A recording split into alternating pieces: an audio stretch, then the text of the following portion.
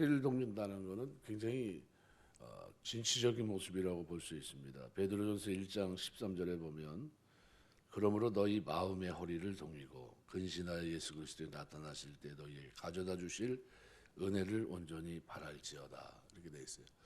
소망 가운데 사는데 너희 마음의 허리를 동이라 이렇게 되어 있습니다. 베드로전서 1장 13절에 허리를 동인다는 것은요 아주 굉장히 일을 위한 준비가 다 돼 있는 상태고요.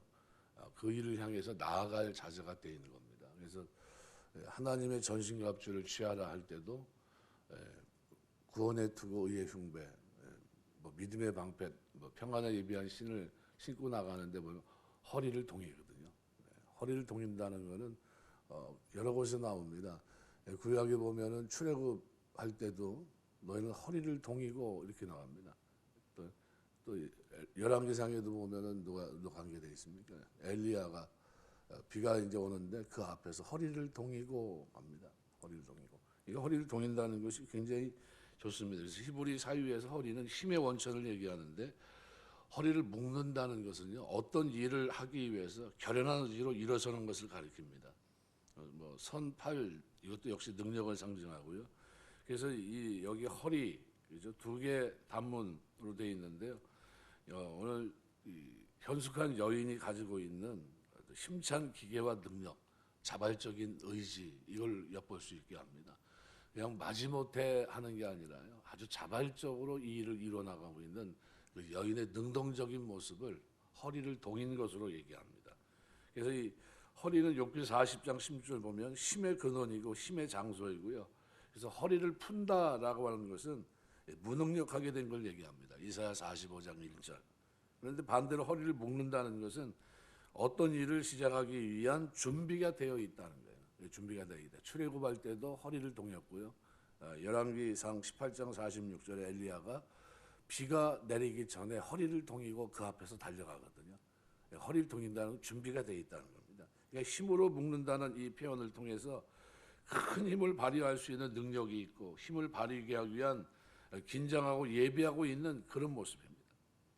그다음에 이제 17절 말씀해 보시면은 자기의 발을 강하게 하고 그래서 결국 이런 표현들을 통해서 여인이 능력이 있고 더불어 그녀가 어떤 일을 수행하려는 결연한 의지를 보여주고 있는 겁니다. 그래서 베드로전서 이렇게 보시면요 거룩한 삶에 대해서 얘기하거든요. 마음의 허리를 동이고 소망을 바라보는데 그 다음에 얘기한 게 뭐냐면 바로 이 거룩한 삶이에요. 그러니까 우리가 마음의 허리를 동이고 주님 다시 만날 날을 기약하며 사는 사람들은 어떻게 해요? 거룩한 삶의 자세를 가지고 있다는 겁니다. 그들은 하나님 말씀을 쫓아 살아가는 이런 적극적인 모습이 있다는 것을 우리가 알 수 있습니다. 그래서 여기 현숙한 여인은 아침부터 저녁까지 물레질을 하고 밭과 포도원에서 일을 했고 손마디는 곱기보다는 굳은 살이 박혀 억셌을 것이고 분명하고 피부 또한 검었을 겁니다. 이런 점을 보면 그녀의 모습은 양떼나 포도원을 지키느라 검은 피부를 갖게 된 슬람미 여인과 같은 모습입니다. 아가서 1장 6절에 기록되어 있는. 그러니까 아가서가 제시하고 있는 슬람미 여인이나 잠언이 얘기하고 있는 이상적인 여인, 현숙한 여인, 이 여인의 공통적인 모습을 연상해 보시면요. 하나님께서 가장 아름답게 보시는 사람은 뭘까요? 비록 겉모습은 투박할지라도 가정, 사회, 교회 나아가서 하나님 나라를 위해서 믿음과 충성으로 헌신하며 봉사하는 사람이라는 것을 알 수 있는 겁니다. 어떤 자세로요? 자발적으로예요. 자발적으로. 능동적으로고요. 도망가는 모습이 아니라 어떻게 허리를 동이고 달려가는 모습이에요. 이게 하나님 백성들의 모습입니다.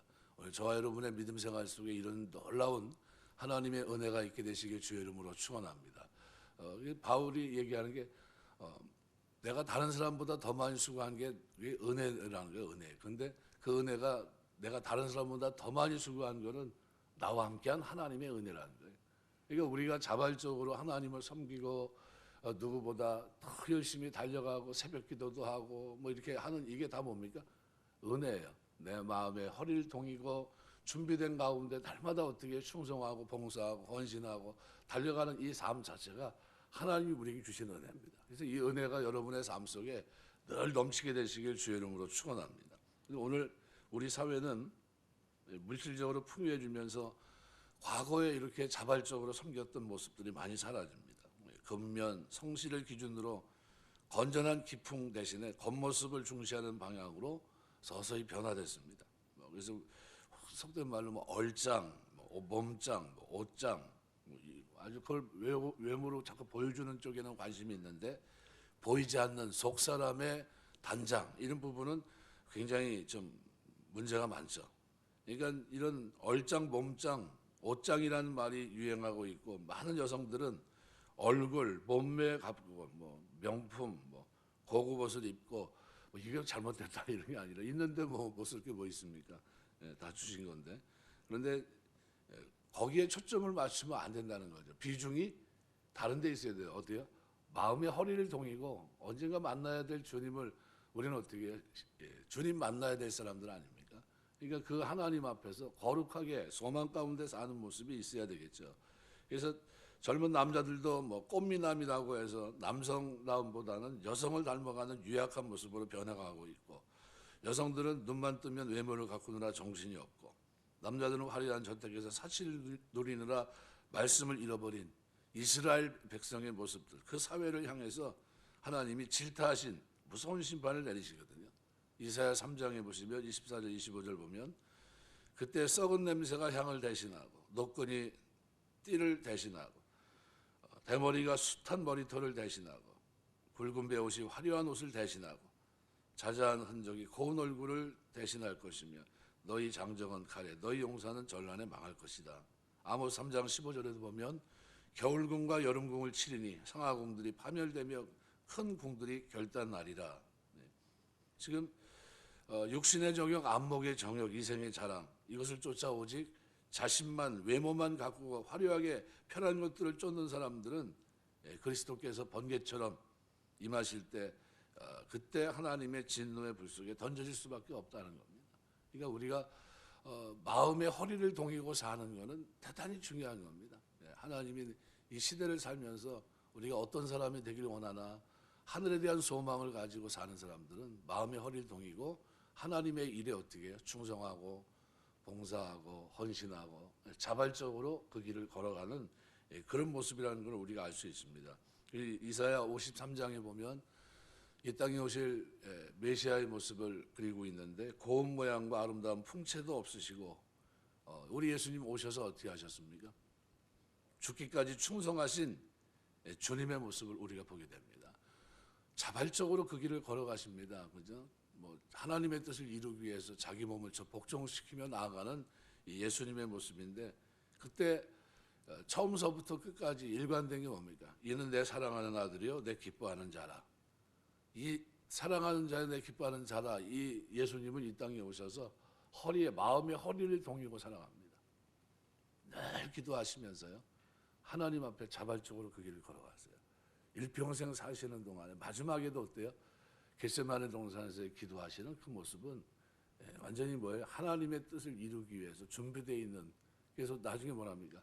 이제 때가 되었다. 그러면서 나가시잖아요. 모든 걸 어떻게 준비하시는 그런 모습이에요. 이런 모습이 우리 그리스도인들이 이 땅에 살면서 가지고 가야 될 모습이고요. 결국은 하나님은 한 사람을 평가할 때 그 사람의 믿음, 이 충성을 보신다는데 또 외적인 그런 것보다도 디모데후서 2장 9절 보면 이와 같이 여자들도 아담한 옷을 입으며 염치와 정절로 자기를 단장하고 따은 머리나 금이나 진주나 값진 옷으로 하지 말아라 그랬어요.